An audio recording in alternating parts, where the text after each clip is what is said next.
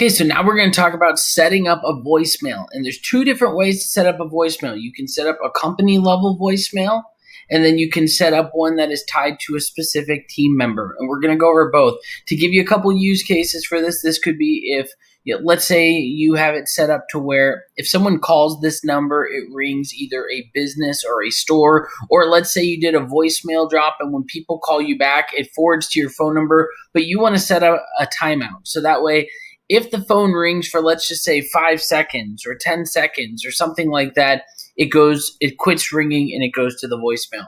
The way that we set that up is right here. If we're doing it on the company settings, and you set your timeout basically here.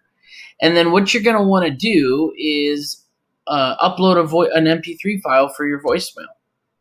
Now, there's two different ways to do this. If you're setting up a voicemail, if you want to have like a company voicemail, and you don't want it to always be, hey, sorry, I missed your call, here's my calendar link. Like if you don't always want that, you can set up a company level voicemail, and basically any numbers that are not assigned to anybody, or there's nothing capturing it between anything that forwards and rings past a certain period of time is going to go right here. And if you have a small team, that's probably the easiest way to do it, would just be to set the forwarding number to your own phones, or don't even set the forwarding number. And then actually you may have to set the forwarding number, but either way, you set it up to where you have a timeout.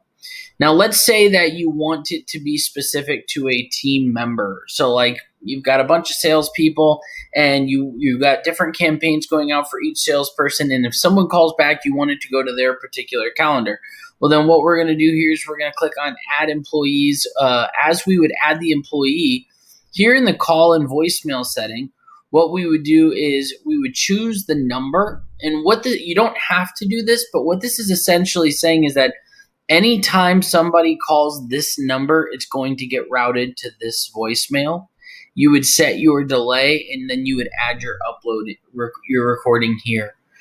So that would allow you to intercept so it doesn't go to the actual company voicemail setting. And so it's really that easy. All we would be doing is sending a voicemail blast from that number. And when people call that number back, it's going to route to this. It's going to ring for about 5 seconds or however long you put it.